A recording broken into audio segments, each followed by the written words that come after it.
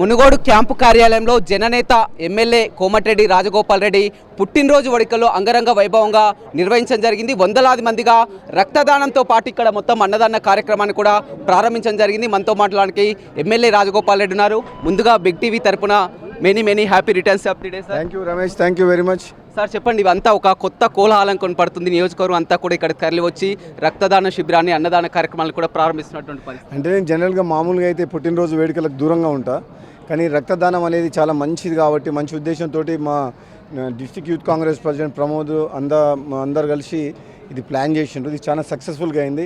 రక్తదాన శిబిరంలో పాల్గొని రక్తదానం చేసిన సోదరులందరూ కూడా నేను నా పుట్టినరోజు సందర్భంగా వాళ్ళందరూ కూడా నేను అభినందనలు, శుభాకాంక్షలు, ధన్యవాదాలు తెలియజేస్తున్నా. అదేవిధంగా ఈ కొత్త క్యాంప్ ఆఫీస్ ఏర్పడిన తర్వాత ఇక్కడ ఉంటే అందరూ నన్ను కలుస్తేందుకు వీలైతాయని చెప్పి ఈసారి June 1 నా పుట్టినరోజుకు ఇక్కడ ఉండడం జరిగింది. మామూలుగా అయితే నేను వేడుకలు జరుపుకోను, కానీ ఇది మొదటిసారి ఈ క్యాంప్ ఆఫీస్ కన్స్ట్రక్షన్ చేసి ఇక్కడ ఉంటే హైదరాబాద్ కంటే ఇక్కడ ఉంటే బెటర్ అని చెప్పి మా కార్యకర్తలు, మా అభిమానులు, మా నాయకులకు వాళ్ళ కోరిక మేరకు ఇక్కడ రావడం జరిగింది. తప్పకుండా ఈ నియోజకవర్గాన్ని ఒకే ఒక లక్ష్యం మాకు, మా ప్రభుత్వం ఉంది. గతంలో నేను ఎమ్మెల్యేగా గెలిచిన ప్రభుత్వం లేకుండే, ఈసారి కాంగ్రెస్ పార్టీ ప్రభుత్వం నుండి శాసనసభ్యునిగా నేనున్నా.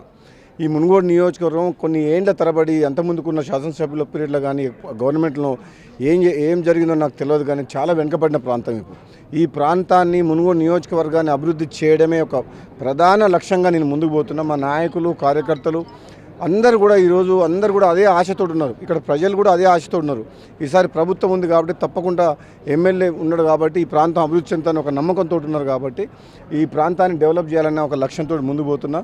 ఈరోజు ఈ కార్యక్రమానికి నా బర్త్డే జన్మదిన శుభాకాంక్షలు తెలియజేసేందుకు వచ్చిన అభిమానులకు, మునుగోడు నియోజకవర్గం కాదు చాలామంది నగరికల్లు, తుంగతుర్తి, భువనగిరి, ఆలేరు అక్కడి నుంచి కూడా వచ్చిన అందరూ కూడా నా ప్రత్యేకంగా ధన్యవాదాలు తెలియజేస్తాను. పార్లమెంట్ పరిధిలో నియోజకవర్గాల వారికి చాలా వరకు వస్తున్నారు. వారికి ఇంకో పెద్ద ఆశ కూడా ఉంది. రాజగోపాల్ రెడ్డిని మంత్రిగా చూడాలని వాళ్ళు ఎప్పటి నుంచో చూస్తున్నారు. మీ పుట్టినరోజు అని కూడా తరలి వస్తున్నారు, దిగమింగుకుంటున్నటువంటి పరిస్థితి లేదు. తప్పకుండా అధిష్టానము రాబోయే రోజుల్లో మంచి నిర్ణయమే తీసుకుంటుందని అనుకుంటున్నా.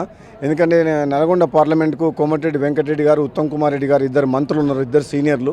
భువనగిరి పార్లమెంటు కూడా మేము భువనగిరి పార్లమెంట్ నియోజకవర్గ కాంగ్రెస్ పార్టీ కార్యకర్తలందరూ కూడా ఈ ప్రాంతం వెనుకబడ్డది. ఈ ప్రాంతం కూడా భువనగిరి పార్లమెంట్కి సంబంధించిన మునుగోడు నియోజకవర్గానికి ఒకసారి మంత్రి పదవి వస్తే ఈ ప్రాంతం కూడా అభివృద్ధి చెందుతుందని చెప్పి ప్రజలు ఎంతో ఆశతో ఎదురుచూస్తుండ్రు. తప్పకుండా కాంగ్రెస్ పార్టీ అధిష్టానం మంచి నిర్ణయం తీసుకుంటుందని చెప్పి నేను ఆశాభావం వ్యక్తం చేస్తున్నాను. అంటే అంత ఏఐసిసి కానీ మాకు అందుతున్నటువంటి సమాచారం కానీ అంతా కూడా ఈక్వేషన్స్ అంతా కూడా కూర్చోవడం కేవలం ఓసీలో ఇద్దరే, సుదర్శన్ రెడ్డి వర్సెస్ రాజగోపాల్ రెడ్డి. ఎందుకంటే ఇంతకుముందు మల్రెడ్డి గారు చాలా పేర్లు ఉన్నప్పటికీ ఇక్కడ చివరిగా రాజగోపాల్ రెడ్డి, సుదర్శన్ రెడ్డి అనే అంశం తెర మీదకి వచ్చింది. ఇప్పుడు కాంగ్రెస్ పార్టీ అధిష్టాన నిర్ణయం అది రాహుల్ గాంధీ గారు కాంగ్రెస్ పార్టీ అధిష్టానం తీసుకుంటుంది కాబట్టి ఎవరికి మంత్రి పదవి ఇవ్వాలనేది కూడా వాళ్ళే నిర్ణయం తీసుకుంటారు. దాని గురించి నేను ఎక్కువ మాట్లాడలేను. తప్పకుండా నాకు నమ్మకం ఉంది. గతంలో నేను కాంగ్రెస్ పార్టీలకు తిరిగి వచ్చినప్పుడు కానీ పార్లమెంట్ ఎన్నికల సందర్భంగా కూడా వాళ్ళు తప్పకుండా మేము పరిశీలిస్తాం. ఈ మంత్రివర్గం ఇద్దరు అన్నదమ్ములైనా సరే ఒక ప్రత్యేకంగా ఒక స్పెషల్ కేసు లాగా తీసుకొని, ఎందుకంటే ఇక్కడ బ్రదర్స్ ఇద్దరు ఉన్నారనే ఒక ఆలోచనతో వాళ్ళు ఉన్నారు. కానీ ఇక్కడ డెవలప్మెంట్ కావాలి, ఇద్దరు కూడా సమర్థమైన వ్యక్తులే, ఇద్దరం సీనియర్లమే, తెలంగాణ ఉద్యమంలో ఉన్నాం, ఇద్దరం కాంగ్రెస్ పార్టీ అధికారంలోకి రావడానికి కీలక పాత్ర పోషించినాం. కాబట్టి అన్ని దృష్టిలో పెట్టుకొని సమర్థతని, క్యాపబిలిటీని, పొటెన్షియాలిటీని ఇవన్నీ దృష్టిలో పెట్టుకొని ఒకవేళ ఇస్తే బాగుంటుందని చెప్పి నేను అనుకుంటున్నా. తప్పకుండా అధిష్టానం మంచి నిర్ణయం తీసుకుంటుందని చెప్పి నేను నాకు. మరోవైపు ఏంటి సార్, స్టేట్లో అది ఒక డ్రామా అనుకోవచ్చా? మరోవైపు బీఆర్ఎస్ అంశం చూసినట్లయితే కవిత బిడ్డ బయటకు అల్లుడు కొడుకు, మీరు అన్నట్టు గతంలో కూడా చాలాసార్లు అంటారు వారే సీట్ కోసం కొట్టాడు. ఇప్పుడు అదే పరిస్థితి కనిపిస్తున్నటువంటి అది బీఆర్ఎస్ పార్టీ అనేది ముగిసిపోయిన కథ. ఆ సినిమా ఓవర్. తెలంగాణలో బీఆర్ఎస్కు పార్టీకి ఓటేసే పరిస్థితి లేదు. ఎందుకంటే 10 ఏళ్ల కాలంలో ఈరోజు వాళ్ళు మేము గ్రామాలకు పోయి మేము ఇల్లు కట్టిస్తున్నామని చెప్తున్నాం. 10 ఏళ్లలో మునుగోడు నియోజకవర్గంలో ఎన్ని ఇళ్ళు కట్టించారు పేదలకు? 10 ఏళ్ల కాలంలో బీఆర్ఎస్ ప్రభుత్వం. ఇప్పుడు మా నియోజకవర్గంలో 3,500 మంది ఇళ్ళు కట్టిస్తున్నాం. 10,000 కావాలి, కానీ మొదటి విడతగా 3,500 కడుతున్నాం. కానీ వాళ్ళకంటే మీ నయం కదా. వాళ్ళు 10 ఏళ్ళలో ఎన్ని ఇళ్ళు కట్టిండ్రు మునుగోడు నియోజకవర్గంలో? తెలంగాణ రాష్ట్రంలో లెక్క తీయండి. మేము వచ్చిన 2వ సంవత్సరమే నియోజకవర్గానికి 3,500 ఇళ్ళు కడుతున్నాం అంటున్నాం. మరి మంచిదా కాదా?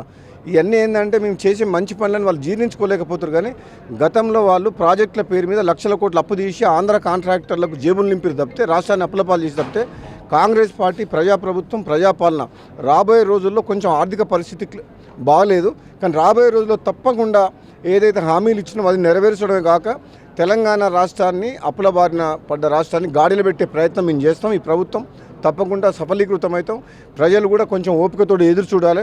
కొందరు వ్యక్తులు అసహనంతో మాట్లాడుతారు, కానీ రాష్ట్రం ఆర్థిక పరిస్థితి బాగాలేదు కాబట్టి కొన్ని చేయలేకపోతున్నాం, కొన్ని చేస్తున్నాం కాబట్టి దాని పరిస్థితిని అర్థం చేసుకోవాలని చెప్పి కూడా తెలంగాణ ప్రజలందరూ కూడా నేను ఈ సందర్భంగా చెప్తాను. కాళేశ్వరం అంశంలో కూడా రేపు 5న కేసీఆర్ హాజరు కాబోతున్నారు. కానీ బీఆర్ఎస్ పదే హరీష్ రావు కానీ కేటీఆర్ కానీ చెప్తున్నారు కేవలం కాంగ్రెస్ అసమర్థాన్ని కప్పిపుచ్చుకోవడానికి మేడిగడ్డ మేడిగడ్డ డ్యామ్ కూడా వారే బాంబు పెట్టి కూల్చారన్న అంశం కూడా ఎవరంటారు? కేటీఆర్ అంటున్నా. ఏం బాంబు పెట్టి కూల్చినవా? అయితే కేటీఆర్ని మెంటల్ హాస్పిటల్ జాయిన్ చేయాలి. మాకేం అవసరం బాంబు పెట్టడం? వాళ్ళు ఎన్డీఎస్సీ పీసీ ఘోష్ వాళ్ళు కమిషన్ వాళ్ళు రిపోర్ట్ ఇస్తున్నారు వాళ్ళు ఏమైందని చెప్పి. అక్కడ బ్యారేజ్ కాదు, గోదావరి నది మీద డ్యామ్ కట్టాలి. డ్యామ్ కట్టిన ప్లేస్లో బ్యారేజ్ కట్టిండ్రు. అంత పెద్ద ప్రవాహం బ్యారేజ్ ఉండదు. అది కూడా కరెక్ట్ డిజైన్ కాదు. ఆ రోజు కేసీఆర్ ప్రభుత్వం హడావుడిగా నిర్ణయం తీసుకుంది. అదే తుమ్మిడిహట్టి దగ్గర ప్రాణహిత చేవెళ్ళ కాంగ్రెస్ పార్టీ ప్రభుత్వం కట్టింటే ఈరోజు 1,00,000 కోట్ల రూపాయలు మిగిలిపోవడం కాక అది ప్రాజెక్టు కూలిపోకపోయేది కాదు.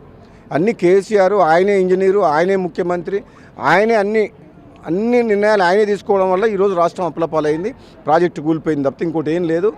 మేము మాత్రం ఆచితూచి ఒక్కొక్క రూపాయి ఖర్చు పెడతాం. ఈ రాష్ట్ర ప్రజలకు ఏదైతే మేలు జరుగుతుందో అడ్డగోలు నిర్ణయాలు కాంగ్రెస్ పార్టీలో కేసీఆర్ లాగా తీసుకోం. మంచి నిర్ణయాలు తీసుకుంటాం, రాష్ట్రాన్ని గాడిలో పెడతాం. Thank you. రైట్, చూడొచ్చు మొత్తం మీద కోమటిరెడ్డి రాజగోపాల్ రెడ్డి వాళ్ళ ఘనంగా పుట్టినరోజు వేడుకలు గతంలో ఎప్పుడు కూడా తిరుపతి బయట ఉండి చేసుకునేది, కానీ మొట్టమొదటిసారిగా కార్యకర్తల కోరిక మేరకు ఇక్కడికి రావడం జరిగింది. అదేవిధంగా కార్యకర్తలు ఆశపడుతున్నట్టు నియోజకవర్గ ప్రజలకు అనుగుణంగా ఖచ్చితంగా మంత్రివర్గంపై కూడా అధిష్టానం ఇస్తానన్నటువంటి హామీ ఉంది. ఆ హామీ కూడా నెరవేరుతుందన్నటువంటి ధీమాను కూడా కోమటిరెడ్డి రాజగోపాల్ రెడ్డి వ్యక్తం చేస్తున్నారు. వినోద్ రవితో రమేష్, బిగ్ టీవీ, నల్గొండ.